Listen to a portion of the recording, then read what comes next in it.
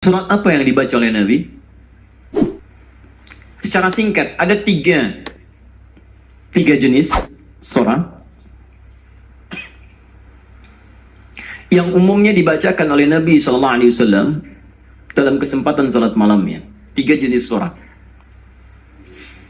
Alhamdulillah. Satu, surat yang ringan. Surat yang ringan. Saya tidak katakan pendek ya, tapi ringan. Ingat baik-baik. Surat yang ringan yang diisyaratkan bagi para pemula yang menunaikan salat tahajud. Surat yang ringan yang diisyaratkan bagi para pemula dalam menunaikan salat tahajud. Contoh dalilnya Quran surah Al-Muzammil surah 73 ayat 20. Faqra'u ma tayassara minal Quran. Bacalah yang ringan-ringan dari Quran yang Anda hafalkan. Ringan. Okay. Berapa ringannya Nabi? 100 ayat Al-Baqarah. Tuh, sampai kaget di luar. 100 ayat. Kadang-kadang beliau baca 10 atau 11 ayat terakhir surah Ali Imran. Ya, dalam satu rakaat. Jadi ukuran ringannya bisa relatif. Ya, ringan bagi Nabi, belum tentu ringan bagi kita. Tapi prinsipnya cari yang ringan. Misal begini, tadi kan maaf ya, ibu bapak, Nabi kan tadi pernah sholat di belakangnya ada sahabat kecil namanya siapa? Masih ingat? Ibnu Abbas. Itu kan masih kecil, balik aja belum. Ya, mau dinaikkan surat yang panjang susah. Makanya dibaca yang ringan. Pada saat itu riwayat yang muncul ketika sholat di belakangnya Ibnu Abbas itu Ali Imran 10 ayat terakhir. Ya, bahkan dari 11 ayat terakhir yang inna fi khalqis samawati wal ard dan sampai ujung ayatnya. Ya, ringan. Maka dari itu ketika Anda misal mendidik anak salat malam, bangkit di malam hari tiba-tiba dia ikut, jangan baca yang panjang-panjang. Anak Anda 5 tahun bangun, lihat Anda salat, mama salat, pengen ikut, Allahu Akbar. Ya Allah, alhamdulillah anak saya ikut, mumpung ikut Al-Baqarah. Akhirnya kesan pertama bagi dia, salat malam itu sulit. Di begitu Anda melihat anak Anda ikut misalnya yang kecil, atau misalnya yang besar tapi belum biasa berdiri lama, peringan salatnya, wadduha. Sehingga ada merasa enak dia. Oh ternyata salat malam itu nggak panjang-panjang. Cuman ad-duha. Besoknya alam nashrah. Lebih pendek lagi. Besoknya al-falaq. Masya Allah naik lagi. Tadinya ikut 2 rakaat. Besoknya 4 rakaat. 6 rakaat. Begitu 11 rakaat. Stabil mulai. Al-Baqarah. Ali Imran. An-Nisa. Karena dia akan bertanya. Mah bosan kok ad-duha terus. Cari yang lain dong. Anda naikkan. Al-Baqarah ya. Gak apa-apa. Bismillah, naik. Dan itu indah. Itu indah. Paham ya? 2. Sudah? Surat yang tersusun dalam Al-Quran, surah-surah yang tersusun dalam Al-Quran secara tertib dengan tujuan mengulang yang dihafal atau memperbanyak yang dibaca. Dengan tujuan mengulang yang dihafal atau memperbanyak yang dibaca. Kalau yang tadi yang ringan-ringan, sekarang justru terbalik. Panjang. Jadi panjangnya ini diurutkan. Jadi kalau ada yang sudah hafal Quran, maaf ya, sudah hafal, maka jangan tinggalkan tahajud. Ciri penghafal Quran itu nggak meninggalkan tahajud. Nah dalam tahajudnya, dia mendesain salatnya itu untuk mengulang hafalan. Itu yang dikerjakan para sahabat. Bahkan ada yang semalam 30 juz. Ada yang semalam misalnya 1 juz dulu. Saya target 30 malam, misal 30 juz. Tiap malam 1 juz. Boleh. Silahkan sekarang Al-Baqarah juz pertama. Ya dari Al-Fatihah sampai Al-Baqarah 141. Misalnya kan? Kemudian malam keduanya 142 sampai 253. Teruskan lagi 252. Selanjutnya 253 sampai Ali Imran. Terus An-Nisa sampai 30 malam 30 juz dia selesai. Itu boleh. Ya. Atau misalnya semalam 5 juz. Boleh. Kenapa? Itu dia. Jadi kalau Anda sudah terbiasa menghafal Quran, sehari bisa 5 juz, Bu, Pak. Ya, mengulangnya itu. Mengulang. Usahakan ulang. Jadi subuh 1 juz, zuhur 1 juz, asar 1 juz, maghrib 1 juz, isya 1 juz. Kalau tidak mau capek dibagi 2, setengah juz sebelum subuh, setengah juz setelah subuh. Terus sehari 5 juz, mulai hari Sabtu, hari Ahad 10 juz, Senin 15 juz, Selasa 20 juz, Rabu 25 juz, Kamis 30 juz, Jumat berdoa kepada Allah. Khusus berdoa, tidak mengulang. Jumat itu doa minta ya Allah, Engkau minta salat saya salat, Engkau minta menghafal saya menghafal, Engkau minta mengulang saya mengulang, Engkau minta berdoa sekarang saya bermohon kepadamu ya Rabb. Kalau saya sudah salat, saya sudah berinfak, sudah menghafal Quran, belum Engkau kabulkan juga, maka mohon tunjukkan pada saya dengan cara apa lagi saya mesti bermohon kepadamu. Maka doa penghafal Quran ketika dia bisa khatamkan dalam 6 hari itu, Jumatnya mubarakah untuk dia. Itu yang disebut oleh orang Arab Jumat mubarakah, Jumat mubarakah. Semoga Allah turunkan keberkahan. Nanti yang Anda hafalkan sampai Isya itu diulang, malamnya pakai dalam tahajud. 5 juz dibagi misalnya 10 rakaat, ya. Satu juznya, satu rakaatnya setengah juz. Rakaat terakhir witir misalnya, ya. Atau silahkan bagi ke 23 rakaat atau yang lainnya. Intinya adalah silahkan ulang-ulang hafalan atau sengaja untuk memperbanyak bacaan di malam hari. Anda hafal Al-Baqarah, pengen dipakai tahajud, boleh.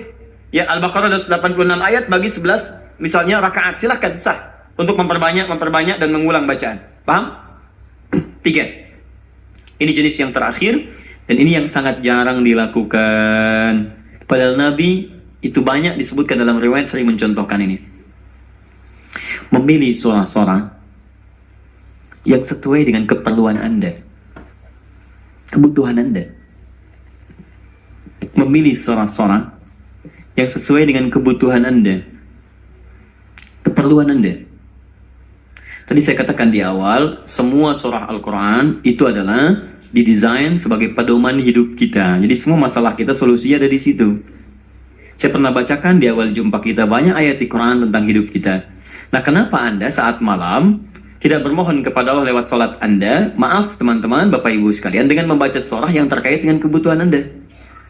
Misal, Anda yang sedang mencari nafkah, kenapa tidak baca ayat-ayat tentang nafkah di Quran? Minta dimudahkan, kan ada. Di Al-Baqarah 168, Al-Baqarah 172, Al-A'raf ayat ke-96 misalnya. Tentang rezeki di Quran surah 51 ayat ke-22 misalnya. Ada semua. Anda yang sedang kesulitan misalnya di rumah dan sebagainya, kenapa nggak baca ayat-ayat tentang kemudahan? Ya, mudah urusan rumah. Misalnya Quran surah ke-4 ayat 34, 35 kan? Kalau ada persoalan minta kepada Allah solusinya. Kemudian ada di Quran surah ke-65 ayat 2-3 tentang masalah-masalah yang umum. Anda yang di birokrasi, sekarang banyak orang, saya tuh bingung ya, kalau masa-masa pemilihan tuh banyak mengerjakan hal yang tidak perlu. Padahal kata Quran itu, di Quran surah 3 ayat 27 kan jelas. Dari 26 sebetulnya, sampai 27-nya. Jelas. Qulillahumma malikal mulki tu'til mulka man tasha' wa tanzi'ul mulka mimman tasha'. Katakan kekuasaan itu hanya milik Allah. Allah berikan pada siapa yang kehendaki. Jadi kalau ada orang baik diberikan supaya kebaikannya menyebar pada rakyatnya. Kalau ada orang jelek kemudian dia bisa naik, untuk ditunjukkan ada yang salah di tempat itu harus diperbaiki supaya dia bisa diganti dengan yang lebih baik. Itu maksudnya. Tapi kekuasaan itu Allah yang tetapkan. Makanya orang-orang yang pandai itu dia akan mendekati Allah.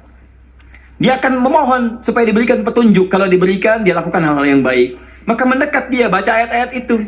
Sebetulnya kepala-kepala yang calon pilkada, calon pemimpin dan sebagainya, calon kepala daerah dari mulai yang ringan sampai yang besar, kalau dia paham tentang ayat itu, dia bangun malam, dia minta petunjuk kepada Allah. Itu titipan. Karena kalau cuma jadi pemimpin, Fir'aun pun pemimpin. Tapi kepemimpinan Fir'aun diabadikan bahkan dalam Al-Quran sebagai contoh, karena itu belum tentu mengantarkan dia ke surga. Hati-hati. Dia ada orang diberikan kedudukan, dengan itu dia bisa ke surga. Ada orang diberikan harta, dengan itu dia bisa ke surga. Ada orang diberikan pengetahuan, bekal itu untuk ke surga. Ada orang yang hanya diberikan tenaga, karena itu yang membuat dia ke surga. Bilal mendapatkan tenaga, dengan itu dia pakai adzan. Ali mendapatkan pengetahuan, dengan itu dia pakai berdakwah. Baik, sebagian sahabat mendapat kedudukan, di antara mereka ada Umar bin Khattab. Ya dipakai untuk mengantarkan ke surganya.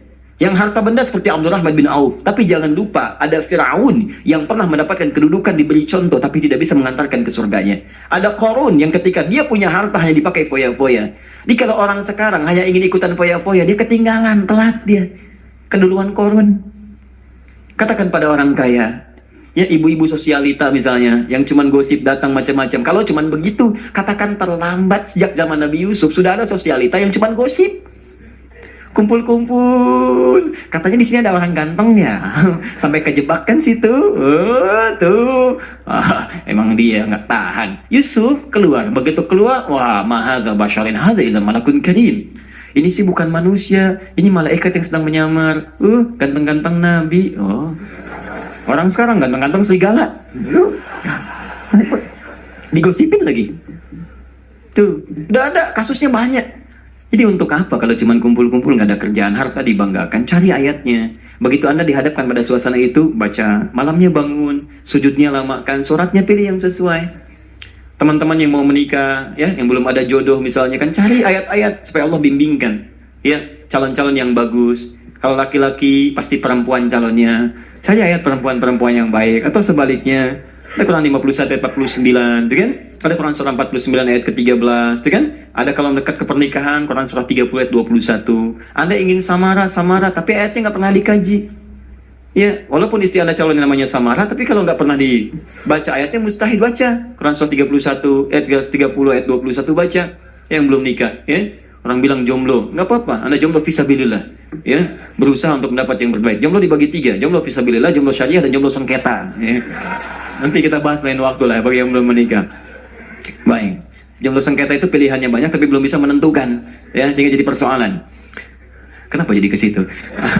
Jadi itu intinya, ya. Itu intinya. Cari, kalau belum bisa, cari indeks-indeks ayat-ayat Quran, di indeks-indeksnya apa, pelajari itu, dan contohnya banyak di hadis-hadis Nabi Sallallahu Alaihi Wasallam atau amalan-amalan para sahabat. Bahkan Nabi Zakaria ketika sholat di mihrabnya Maryam itu, apa yang beliau baca dalam sholatnya? Beliau memohon supaya diberikan karunia keturunan. Qala rabbi habli min ladunka dzurriyyatan thayyibah innaka sami'ud du'a. Quran surah 3 ayat 38 sampai 39. Apa yang terjadi? Begitu dibacakan itu, turun jawaban dari malaikat, kamu akan punya keturunan. Dijawab langsung. Ya Anda ini bagaimana keperluannya pengen proyeknya lancar, yang dibaca minal jinnati wan nas. Qul a'udzu birabbin nas, qul a'udzu birabbin nas. Ya susah dikabulkan proyek, banyak gangguan, jin lagi yang datang, kan?